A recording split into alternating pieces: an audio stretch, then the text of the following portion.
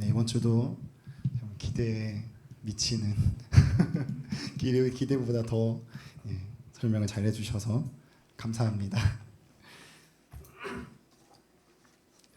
우리가 고난에 처하거나 그 고난의 때가 길어지면 우리를 향한 하나님의 사랑이나 능력을 의심할 때가 있습니다. 그렇게 되면 낙심하거나 신앙의 회의에 빠져 심한 경우는 하나님을 믿는 이 신앙에서 떠날 수도 있습니다. 그러나 하나님께서 우리를 고난에 처하게 하시는 이유는, 그리고 그 고난의 때를 길게 하시는 이유는 우리를 미워해서 구원하실 능력이 없어서가 아닙니다.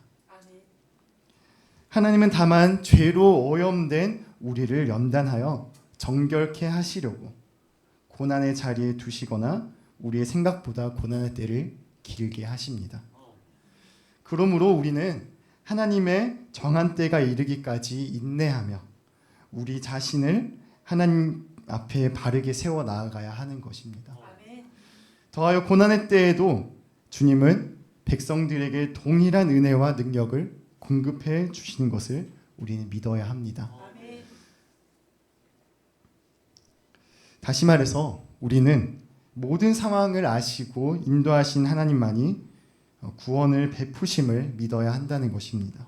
그래서 우리는 온 우주 만물을 창조하시고 통치하시는 이 권능을 가지신 하나님을 더욱 앙망해야 하는 이유가 바로 여기 있습니다.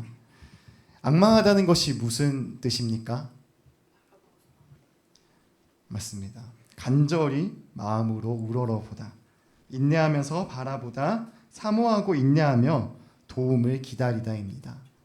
이 말들을 정리하면 이렇습니다. 하나님에게 시선을 고정시키고 온 마음으로 하나님을 사모하다입니다. 그래서 우리가 고난의 때에도 여호와 하나님을 신실하게 앙망하기만 하면, 즉 하나님께 우리 시선을 고정시키고 온 마음으로 하나님을 사모하기만 하면 우리는 하나님께서 공급해 주시는 새 힘으로 말미암아 독수리가 높은 창공을 나르는 것처럼 더 높은 차원의 삶, 더 성숙하고 거룩한 삶의 자리에 서게 될 것입니다. 아멘. 오늘 본문 말씀은 70년 포로 생활 중에 하나님의 구원의 지연으로 말미암아 낙심하는 이스라엘 백성들을 보여줍니다. 그리고 이사야 선지자는 그들을 향하여 능력의 하나님을 앙망하라고 권면하고 있습니다. 오늘 27절에 보면 이렇습니다. 내 길은 여호와께 숨겨졌으며 내 송사는 내 하나님에게서 벗어난다. 자, 이 말은 오랜 포로 생활 동안 이 낙심에서 나오는 이스라엘 백성들의 원망입니다. 이 말을 풀어보겠습니다. 하나님께서 우리들의 형편을 돌보지 않으신다. 하나님은 우리를 버리셨다. 이스라엘 백성들의 이 엄청난 원망과 불만, 과연 이들이 처음부터 불평하고 원망을 했을까요? 시편 137편 1절에서 4절을 함께 보겠습니다. 함께 읽겠습니다. 우리가 바벨론의 여러 강변고리에 앉아서 시온을 기억하며 울었도다. 그 중에 버드나무에 우리가 우리의 수금을 걸었나니 이는 우리를 사로잡은 자가 거기서 우리에게 노래를 청하며 우리를 황폐하게 한 자가 기쁨을 청하고 자기를 위하여 시온의 노래 중 하나를 노래하라 함이로다. 우리가 이방 땅에서 어찌 여호와의 노래를 부를까. 그들은 예배 때 사용하던 수금을 장례 치르듯 메어 달지 않으면 안 되었고, 그들의 기쁨의 찬양은 장송곡으로 대신하지 않으면 안 될 정도로 비참한 포로 생활을 하고 있었습니다. 그들은 바벨론에서 포로 생활을 하면서 예배로 찬양을 올려야 하는데, 저 바벨론의 권세자들이 너희 우리를 위하여 찬양해 보아라 했을 때 그들은 하나님을 향한 이 예배의 찬양을 그들을 향해서 할 수 없었던 것입니다. 바벨론에서 포로 생활을 하면서 점차 그들이 왜 이러한 고난을 당해야 하는지 돌이켜 보며 그들의 잘못을 깨닫고 회개하였을 것입니다. 그리고 하나님께 자신들을 도와 이 포로에서 구원하시고 다시 회복시켜 주실 것을 기도하였을 것입니다. 하나님께서 그들의 기도에 응답하셨습니까? 그 당시에는 응답하지 않으셨습니다. 하나님은 이스라엘 백성들의 간구에도 불구하고 이 70년이란 기간 동안 침묵하셨습니다. 이것은 마치 하나님께서 이스라엘 백성들을 완전히 버리신 것처럼 보기에는 충분한 모습입니다. 그렇기 때문에 이스라엘 백성들은 크게 낙심하며 자신들의 기대처럼 구원해 주시지 않는 하나님을 향해 원망했던 것입니다.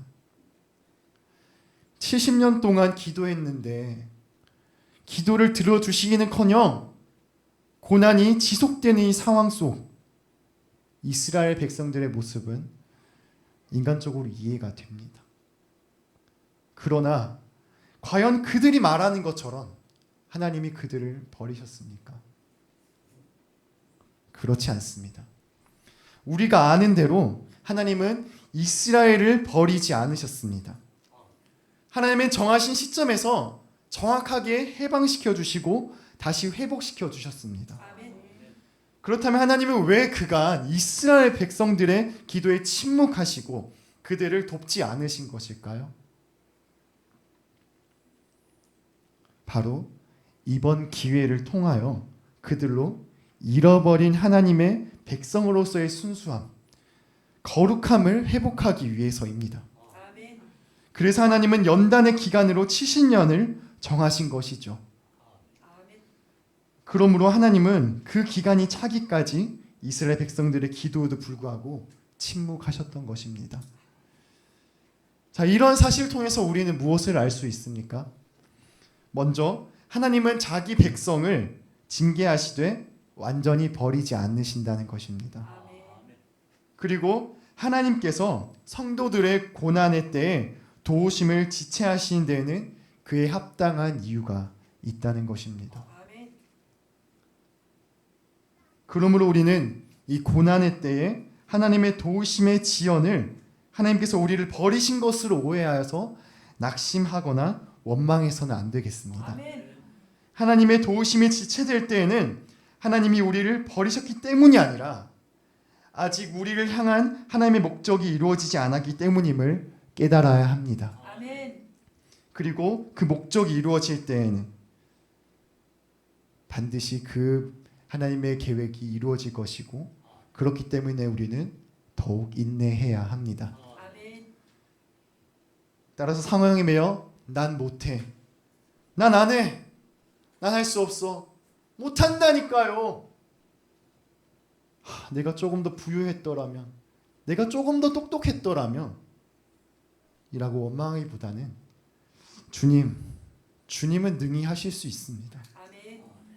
하나님은 나를 들어 강하게 하시고 나처럼 연약한 자에게 힘과 나처럼 무능한 자에게 능력 주시는 분이심을 믿습니다.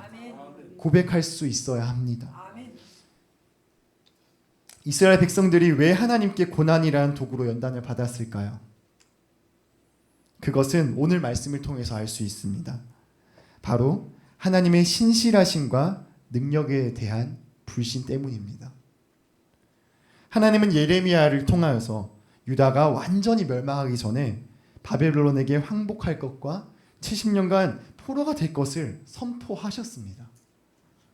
그런데도 이스라엘 백성들은 하나님의 음성을 듣지 않고 계속적으로 자신들의 길을 욕심대로 걸어가다가 결국 망하게 된 것입니다.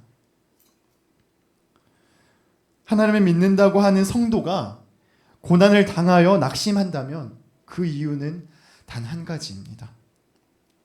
바로 하나님의 신실하심과 능력에 대한 불신 때문입니다. 만일 하나님이 어떤 경우에라도 자기 백성을 버리는 분이 아니시고 창조주로서의 전능하신 능력을 가지신 분이라는 사실을 알고 있고 믿고 있고 확신한다면 어떤 상황이 올지라도 낙심하지 않고 소망을 가질 수 있습니다. 아멘. 만약 이스라엘 백성들이 하나님의 신실하심과 능력을 믿음으로 하나님의 음성에 귀를 기울이고 즉시 하나님을 앙망하고 의지하였다면 그들의 미래는 바뀌었을 것입니다. 아멘. 사랑하는 성도 여러분, 여러분들 가운데 고난으로 인하여 또 위기로 인하여 낙심 가운데 있는 분이 있으십니까?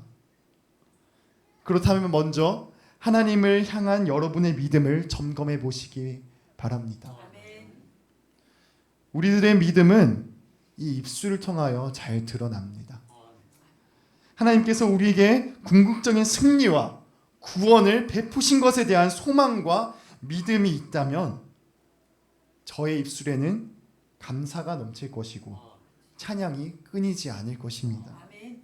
그러나 하나님의 신실하심과 능력에 신뢰가 없다면 난 안 돼. 난 못해. 저는 안 하겠습니다. 저는 못합니다. 라는 말이 습관처럼 입에 맺혀 있을 것입니다. 누가복음 6장 45절에도 이렇게 기록이 되어 있습니다. 선한 사람은 마음에 쌓은 선에서 선을 내고 악한 자는 그 쌓은 악에서 악을 내나니 이는 마음에 가득한 것을 입으로 말함이니라. 아멘. 사랑하는 성도 여러분, 고난과 역경 중에 부르짖을 때 하나님은 우리를 결코 외면하거나 버려두지 않으십니다. 아멘. 이는 물론 고난을 완전히 제거하고 어떤 문제도 어떤 어려움도 우리 주변에 얼씬거리지 못하도록 한다는 말이 아닙니다. 하나님이 우리의 기도를 분명히 들으십니다. 그리고 그 기도로 인하여 문제 자체가 사라지는 것이 아니고 그리고 그 문제를 해결할 수 있는 능력과 믿음을 주십니다. 아멘. 여러분, 하나님은 문제 자체를 제거해 주시지 않지만 문제를 극복할 수 있는 능력을 우리에게 주시는 것을 믿으시기 바랍니다. 아멘. 독수리가 바람을 가르고 창공을 올라 도리어 그 기류를 타고 유유히 하늘을 나는 것처럼 성도들은 하나님이 주신 능력으로 고난의 바람을 타고 또 그것을 이기고 역경을 극복하여 정말 그 높은 상공에 올라 하나님의 능력이 어떠한 것인지를 보여주는 축복받는 인생이 되길 간절히 소망합니다. 아멘. 그리고 그렇게 하나님을 의지하고 앙망하는 자의 삶에는 감사와 찬양의 입술 열매가 맺힐 것입니다. 아멘.